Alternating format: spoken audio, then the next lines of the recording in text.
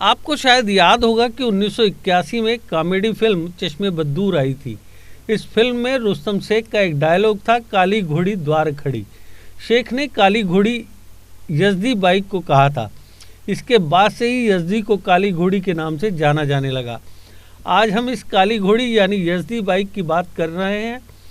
दरअसल 1970 के दशक में युवाओं की पसंदीदा क्लासिक जावा बाइक यजदी के नए मॉडल यजदी रोड किंग को महिंद्रा की मदद से इस साल जनवरी में लॉन्च किया गया है।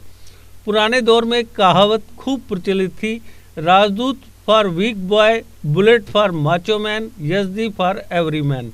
तो चलिए यजदी की पूरी कहानी शुरू करते हैं। यजदी नाम की बाइक को जावा कंपनी ने बनाया था। जावा कंपनी को चेक रिपब्लिक के कारोबारी फ्रेंटी जेनेस्की ने 1929 में शुरू किया था। भारत में जावा कंपनी को लेकर आने वालों में दो नाम मुख्य थे। पहला मैसूर के राजा जयचामा राजेंद्र वाडियार और दूसरे पारसी बिजनेसमैन रुस्तम ईरानी। 1960 में भारत आई जावा कंपनी का 13 साल बाद 1973 में नाम बदलकर यजदी हो गया। रुस्तम ईरानी ने 51 लाख रुपए में इसकी शुरुआत की थी।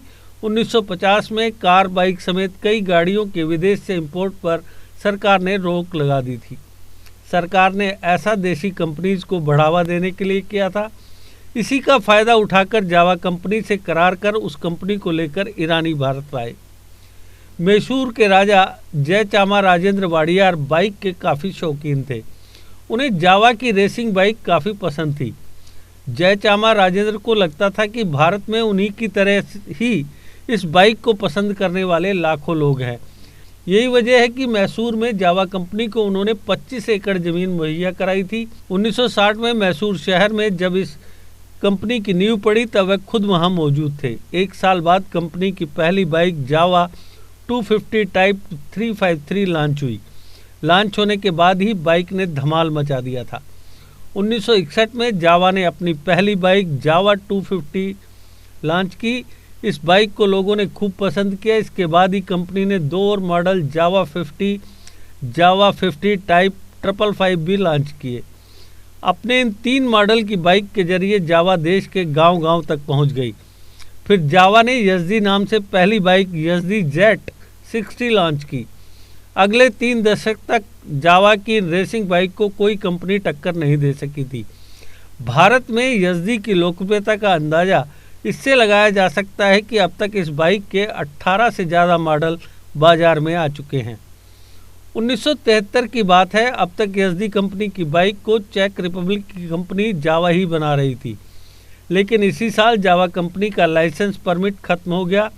रुस्तम ईरानी ने लाइसेंस लेने के बजाय खुद ही कंपनी को आगे बढ़ाने का फैसला लिया। भारत सरकार में यजदी नाम से रुस्तम ने अपनी कंपनी रजिस्टर कराई।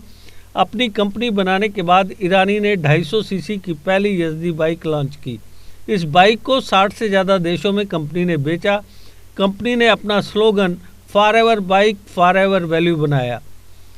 यजदी की road king, classic, CL second, deluxe और मोनार्क मॉडल तो एक समय में युवाओं के लिए कल्ट बन गया था।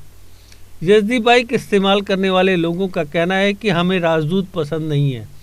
ये बाइक गरीब दिखने वाले लड़के की लगती है। एक ज़माने में राजदूत बाइक दूध खरीदने बेचने वाले रखते थे। वहीं बुलेट काफ़ी हैवी बाइक है। ये भारी भरकम लोगों की गाड़ी है, जबकि यजदी हैंडसम लोगों की गाड़ी है। यजदी के बारे में इस तरह की सोच देश के ज़्यादातर लोगों की है। इंजन के लेवल पर भी देखें तो राजदूत में एक 175 सीसी का इंजन होता है, बुलेट में 350 सीसी का इंजन, जबकि यजदी में 250 सीसी का इंजन होता है। यजदी कंपनी की आखिरी बाइक 1996 में बाजार में आई थी। इसी साल कंपनी बंद भी हो गई। इसके पीछे मुख्य तौर पर 3 वजह थी।